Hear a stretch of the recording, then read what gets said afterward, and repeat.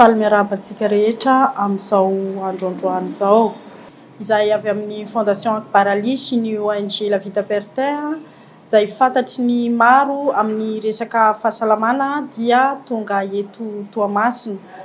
Izay hanao fizaham-pahasalamana tsy andoavam-bola, hanampiana ny vehivavy hiady amin'ny homamiadana mpahazo ny vozon'ny tranon-jaza sy ny nono. Izany dia ho tanterahana ao amin'ny devant ny commune ny urbaine Toamasina, ary fiaraha-miasa iarahana amin'ny commune ihany koa. Dia fiaraha-miasa iarahana amin'ny direction ny santé publique eto amin'ny faritra Atsinanana.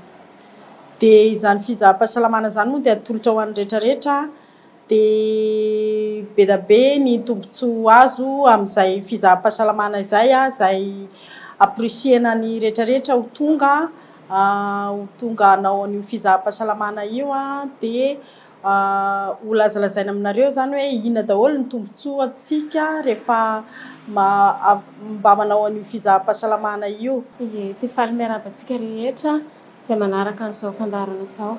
Ho an'izay resaka hetsika ara-pahasalamana izay izay atao eto amin'ny tampon-tanànan'ny Tamatavy ny 30, 31 ary ny 1er avril.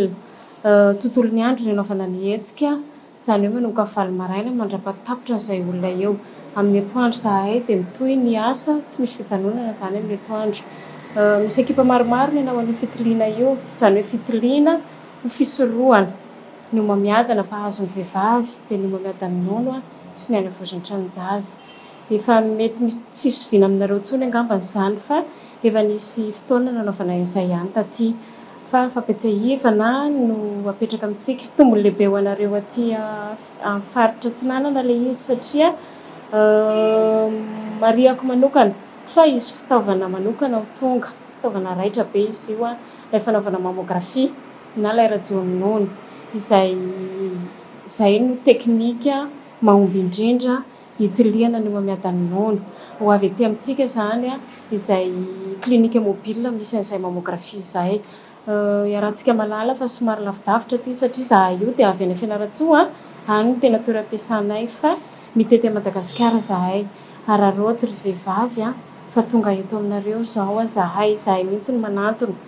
Dia ny fanaovana an'ilay fitiliana tsy misy zavatra atahoranareo, afaka fampiresaka tsara antsika. Hisoroka ho averiko ihany, hisoroka ny tsy hahatongavan'ny homamiadana ny vehivavy anankiray ny tena tanjona anay. Dia ho an'ny nono sy ny vozon'ny tranon-jaza, afaka misafidy ny vehivavy hoe hanao ny nono na hanao ny vozon'ny tranon-jaza, nefa ny tena tsara ampiarao, satria azonao atao koa izay hoe sady manao ny fitiliana ny homamiadana ny nono, manao ny fitiliana ny homamiadana vozon'ny tranon-jaza. Ho an'izay rehetra manantona anay manao an'io fitiliana io dia mahazo fampianarana manokana koa izy ho an'ny fomba fizahana ny nono any an-trano, satria itsika vehivavy dia afaka manao fitiliana ho antsika ihany any an-trano, izany hoe mba mijery nono sy mitsapa nono indray mandeha isam-bolana. Dia ho an'ny vehivavy rehetra izay manantona anay dia afaka misitraka izay fampianarana izay ihany koa, averina foana.